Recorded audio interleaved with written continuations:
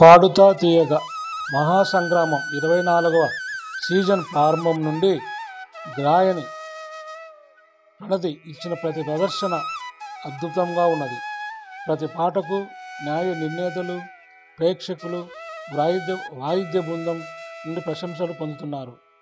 ఒకగానొక సమయంలో ప్రణతికి పాట అవసరం లేదని, ఆరవ గాయనిగా ప్రతి షోలో ఒక పాటను పాడించాలి, మార్కులు అవసరం లేని విధంగా ప్రదర్శన ఇస్తున్నారని న్యాయ నిర్ణేతలు పేర్కొన్నారు. అలాంటి ఉత్తమ ప్రదర్శన ఇస్తున్న ప్రణతి గారికి విజేతల స్థానంలో చివరి 3వ స్థానం కూడా రాకపోవడంతో అందరూ అవాక్కయ్యారు. విజేతగా నిలుస్తుందన్న ప్రణతి పోటీలోనే లేకపోవడంతో ఆ అమ్మాయికి అన్యాయం జరిగిందని పలువురు తమ కామెంట్ల రూపంలో నిరసన వ్యక్తం చేస్తున్నారు. జడ్జిమెంటు కష్టంగా ఉన్నదని న్యాయ నిర్ణేతలు పలుమార్లు తెలిపారు.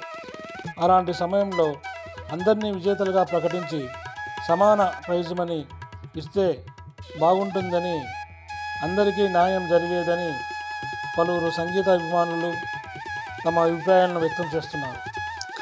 ఏది ఏమైనా పాడుతా తీయగా ప్రోగ్రాము 10 కాలాల పాటు ఉత్సగా ఉండాలని సంగీత అభిమానులు కోరుతున్నారు.